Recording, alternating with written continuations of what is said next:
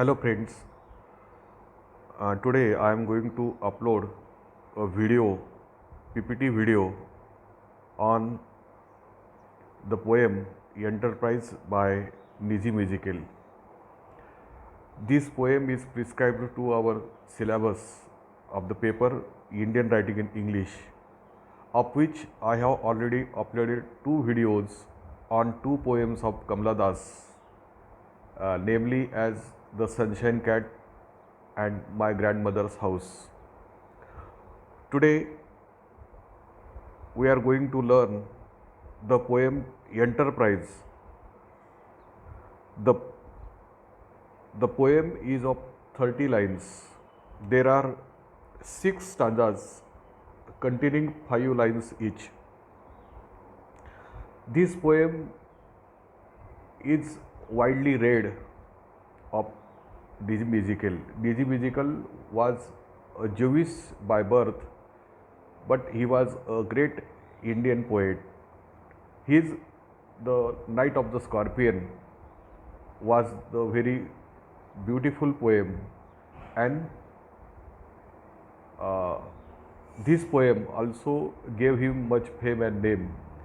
Actually, when the name of Ezekiel has been taken, that time the reference of this poem, The Night of the Scorpion, is always given. So now let us study his another beautiful poem that deals with the actually it was written in 1959. It was published in The Unfinished Man. It was the anthology of poetry, and this poem was published in that anthology, The Unfinished Man. This poem is an allegory of the human condition on this sorry planet of ours, and of the frequent efforts, failures, and frustrations to which man is subject by the very nature of his earthly life. Actually, what happens? This is human dilemma. Man cannot remain true to his own self for any length of time. मित्रांनो, ही कविता आता मी तुम्हाला सांगितलं त्याप्रमाणे ही एक प्रकारची ॲलिगोरी आहे.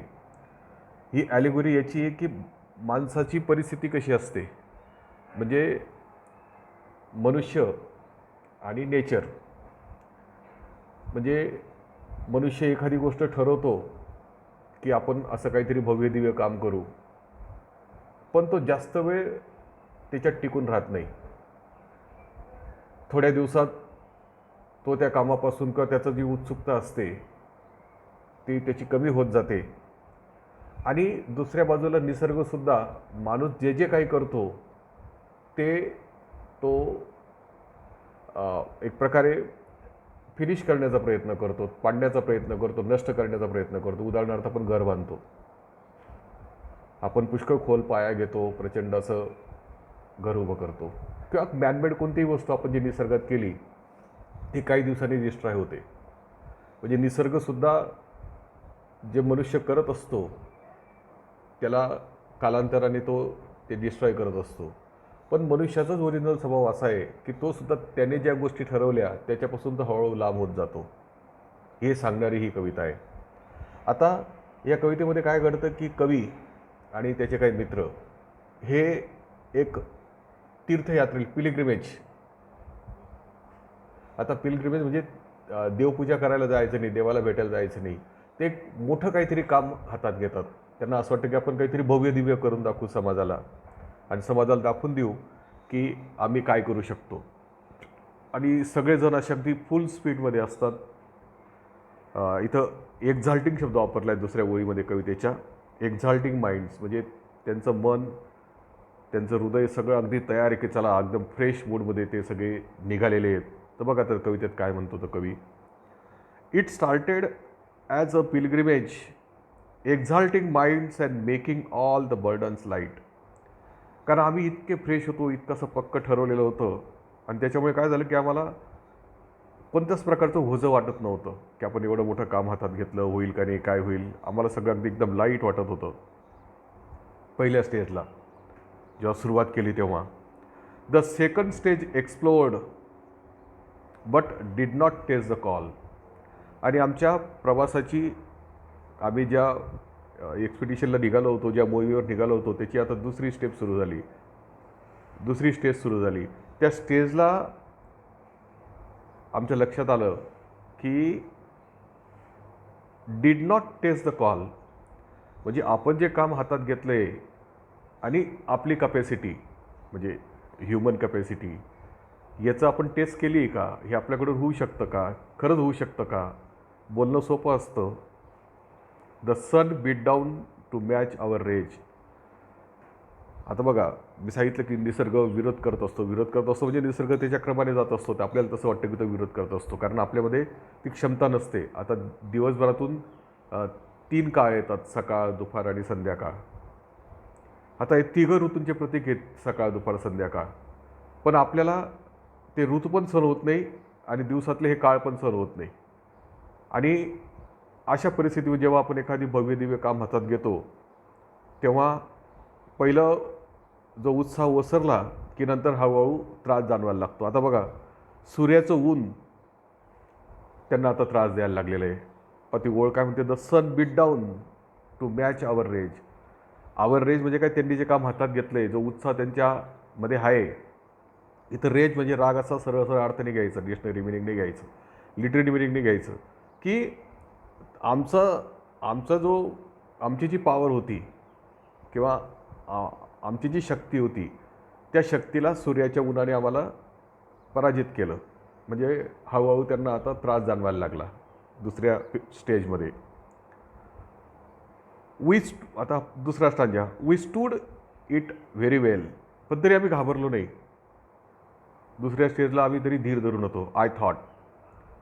आता हे प्रोनाऊन आल्यामुळे हे लक्षात येतं की ह्या सगळ्या लोकांमध्ये जे एक्सपिडिशनला निघालेत, जे पिलग्रिमेजला निघालेत, जी एंटरप्राइज त्यांनी हाती घेतली आहे, त्याच्यामध्ये स्वतः कवी पण आहे.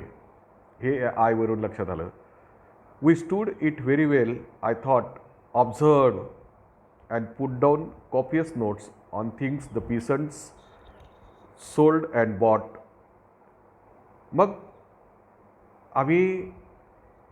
मी नोट्स काढायला लागलो वहीवर. Put down copious notes. कशावर? ऑन थिंग्स द पीसंट म्हणजे शेतकरी. सोल्ड की इथं शेतकरी काय विकतात, तिथं काय पिकतं. ॲट बॉट, आणि आम्ही काही वस्तू पण विकत घेतल्या. The way of serpents and of goats. मग इथले सर्प कोणत्या प्रकारचे आहेत, इथं कोणत्या प्रकारचे प्राणी किंवा बकऱ्या किंवा बोकड इथं कोणत्या प्रकारचे आहेत. Three cities where a sage had taught. आणि तिथं त्या 3 शहरं त्यांनी क्रॉस केलेली आहेत. तिथं त्यांना एक साधू भेटला आणि त्या साधूने त्यांना काही उपदेश केले. अजूनपर्यंत ते त्यांच्या स्थितीमध्ये आहेत की आपण काहीतरी करू शकतो. But when the differences arose. पण जेव्हा आमच्यामध्ये वाद निर्माण झाले, डिफरन्सेस म्हणजे काय, मतभिन्नता निर्माण झाली. On how to cross a desert patch. आता पहिली मतभिन्नता की आता हा वाळवंटाचा भाग आपण कसा पार करायचा.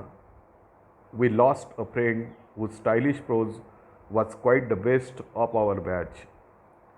आणि आम्ही एक मित्र गमावला की ज्याची बोलण्याची पद्धत आमच्या सगळ्या बॅचमध्ये दी बेस्ट होती. तो खूप छान बोलायचा, त्याला आम्ही गमावलं. म्हणजे तो आमच्यामधून वेगळा झाला. Was quite the best of all our batch, a shadow falls on us. आणि आमच्यावर आता सावली पडायला लागली. कसली सावली? मतभेदांची, त्रासांची, दगदग, कटकट याची सावली पडायला लागली. आणि ती सावली अँड ग्रोज, आता ती सावली वाढायला पण लागली. Another phase was reached when we were twice attacked. आणि जेव्हा आम्ही आमच्या मोहीमच्या दुसऱ्या टप्प्यात पोहोचलो, तेव्हा आमच्यावर दुसरा अटॅक झाला. बघा तो कसला अटॅक झाला. And lost our way. आम्ही काय केलं, आमचं काय झालं की आम्ही रस्ताच चुकलो. ज्या रस्त्याने जायला पाहिजे होतो तिथं न जाता आम्ही दुसऱ्याच रस्त्याने चालायला लागलो. अ सेक्शन क्लेम्ड इट्स लिबर्टी. आता आमच्यामधले जे काही लोक होते, काही लोकांनी सांगितलं की आम्ही वेगळं जाऊ, आम्हाला स्वातंत्र्य पाहिजे, आम्ही तुमच्याबरोबर नाही आहेत. त्यांना लिबर्टी कसली पाहिजे होती?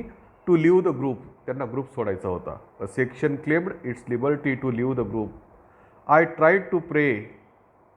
आवर leader said we smell the sea. मग मी त्यांना सगळ्यांना विनंती करण्याचा प्रयत्न केला की बाबांनो थांबा, घाई करू नका, सगळं व्यवस्थित होईल. पण आमचा जो लीडर होता मोरख्या आमच्या ग्रुपचा, तो म्हणाला की संपलं आता, मला समुद्राचा वास येतोय. आता बघा, समुद्र असला आला म्हणजे काही पुढे रस्ता आहे का? नाही आहे, रस्ता संपला. पुढच्या स्टाजात काय म्हणतं बघा आता. We notice nothing as we went. आम्ही चालत होतो पण आमच्या लक्षात काहीच येत नव्हतं. A struggling crowd of little hope. आम्ही असे भरकटत जाणारे. लिटिल होप म्हणजे काय? काहीच आशा शिल्लक राहिली नव्हती, फक्त एक गर्दी होती आमची. आमचा जो ग्रुप होता ती एक फक्त गर्दी झाली. Ignoring what the thunder meant.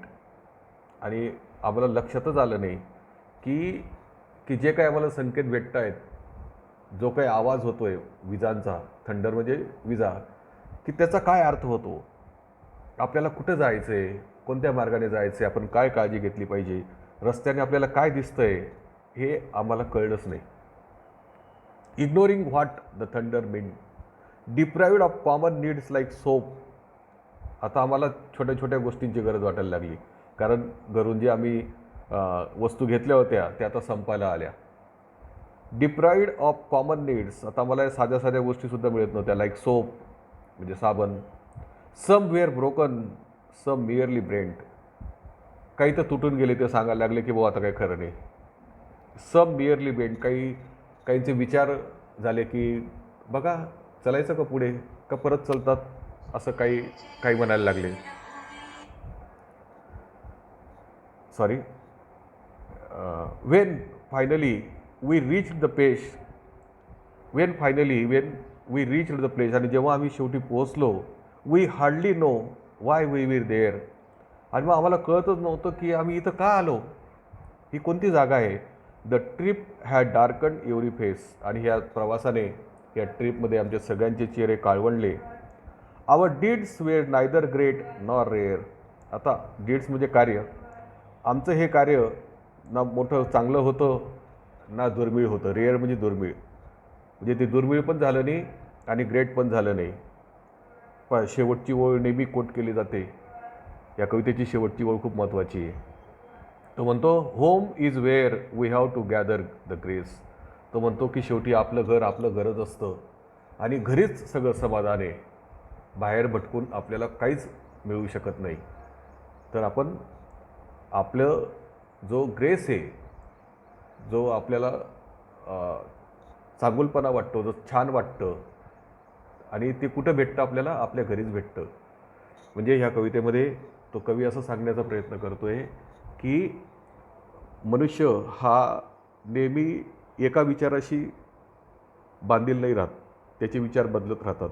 एखादी कार्य जरी तो हातात घेतो तर थोड्याच दिवसात त्याची ती नशा उतरते आणि त्याला असं वाटतं की जाऊ दे बा, आपण दुसरं काहीतरी करू. असं एक दाखवणारं जो ह्युमन डिलेम्मा, मी जर म्हटलं की हा एक ह्युमन डिलेम्मा आहे. This is human dilemma. Man can not remain true to his own self for any length of time. जास्त काळापर्यंत माणूस हा त्याच्या विचारांशी बांधील नाही राहू शकत. अशी कविता आहे. थँक्स.